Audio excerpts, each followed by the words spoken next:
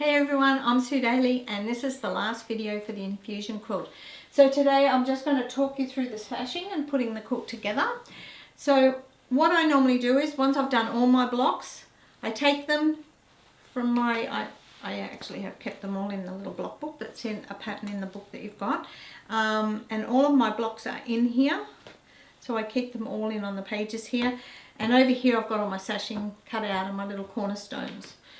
So I just work with one at a time,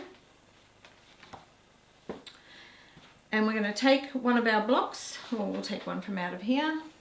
We'll take this one. Okay, so we have one here, and we're going to trim it back now. So these applique blocks will be a little bit bigger, and we have room to trim them back because in the pattern I've told you to cut them slightly bigger than what we need. So we're going to take a cutting surface and our 6.5 inch square here, pop it on. Now what you want to do is try and line up the centers.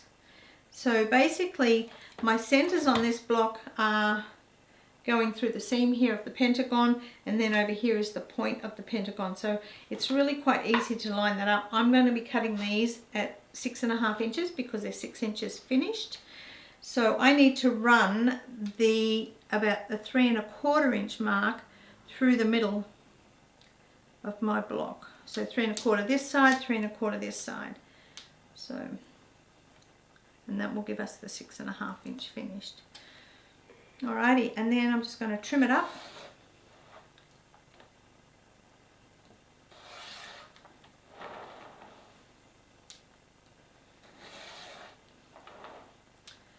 And then we'll have our block nice and square. So go through and do all of your blocks like that. Okay, now in the book it'll tell you how big to cut your little sashing strips.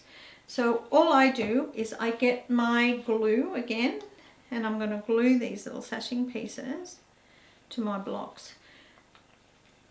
So I just put the tiniest little bit of glue on the edge, lay my sashing strip on there, make sure it lines up perfectly, and I hit it with the iron like so, and then I can put the next one on.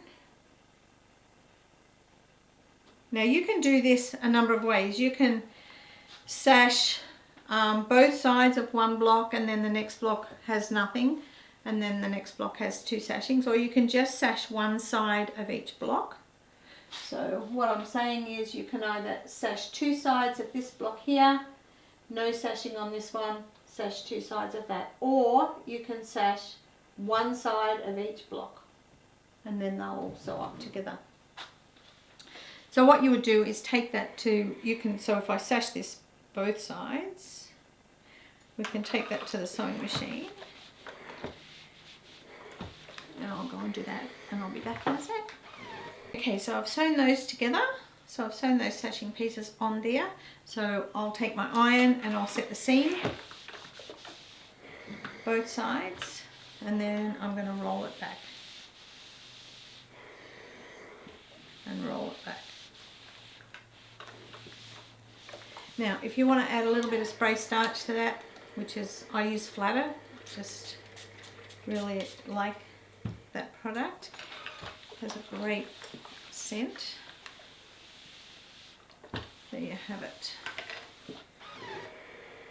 So you end up with those. And then we would do all of those going one way, and then you're going to join all your sashing down here with the cornerstones. So what I have here, you'll have these pieces of sashing, you'll have your little cornerstones.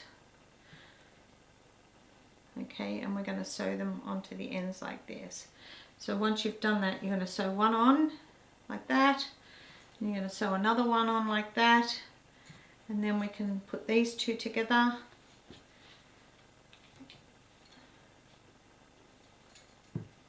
And you're just going to make long strips. So follow the instructions in your book, and then you can take them all to the machine and sew them all up so you have a big long strip like that. Okay, and that's about it for the sashing, but follow the instructions and make sure you get it, you follow that order of how to do that. And then you can just sew these strips of blocks here with the sashing in here to this sashing to the next row of blocks to the sashing. Just remember that in here, round the outside of this border print here, there's no sashing in there. Okay, so just make sure you read your pattern and follow through. So, and then of course follow the directions and you can put your border on. I hope you've enjoyed this sew along. It's been fun to do. I don't generally make a second quilt after I've designed one, but this has been fun to do it in a different fabric, very scrappy, very bright, and it's a beautiful quilt. I hope you've enjoyed it, and I'll see you next time with our new sew along.